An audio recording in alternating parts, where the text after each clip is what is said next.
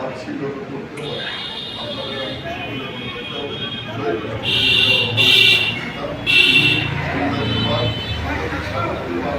আধিপত্যবাদের বিরুদ্ধে লড়াই করে বাংলাদেশকে একটি স্থিতিশীল বাংলাদেশ গড়ে তোলার চেষ্টা জিয়াউর রহমান এই দেশে খাদ্য উৎপাদন ব্যবস্থা ঘটিয়ে তারা খাদ্য কৃষি বিপ্লবের মধ্যে দিয়ে এই দেশে খাদ্য দুগুণে মুক্তি করেছিলেন, যার মধ্যে দিয়ে আমরা খাদ্য রপ্তানি শুরু করেছিলাম। প্রিয় বন্ধুরা আমার, আপনাদের আমাদের মনে রাখতে হবে যে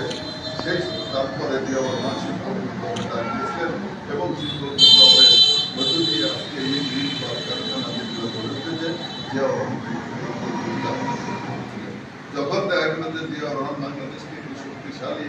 দেশ হিসেবে প্রতিষ্ঠা করতেছেন, তখন সাম্রাজ্যবাদ এবং আন্তর্জাতিক দালালেরা বাংলাদেশের ক্ষমতা করার জন্য জাতীয়তাবাদী নেতা আমাদের জিয়াউর রহমানকে হত্যা করে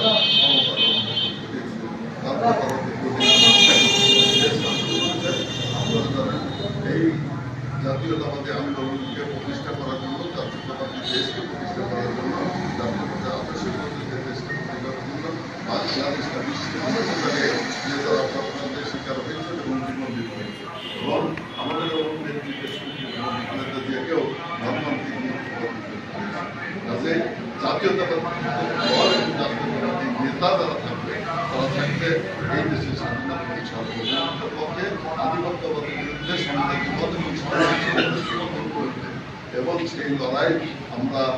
শুরু করেছি। এই লড়াই থামবে না, এই লড়াই চলবে, কিন্তু বারবারই জাতীয়তাবাদ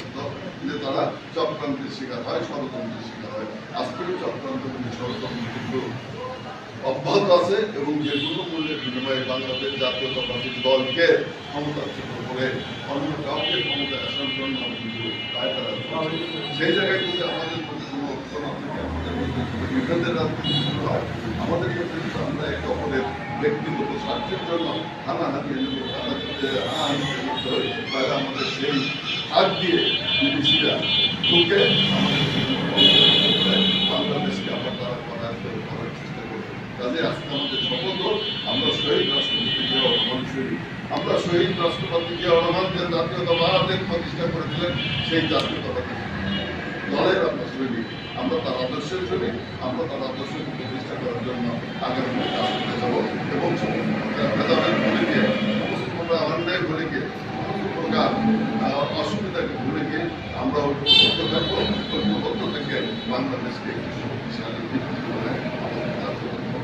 এই কারণেই সকল ঐক্যবদ্ধ থাকার আহ্বান জানিয়ে এবং দেশ এবং জাতির স্বার্থে আমাদের কাজ করার আবেদন জানিয়ে এখানে শেষ করছি। আল্লাহ হাফেজ। বাংলাদেশ জিন্দাবাদ। শহীদ অমর হোক, খালেদা জিয়া অমর হোক, তারেক রহমান জিন্দাবাদ।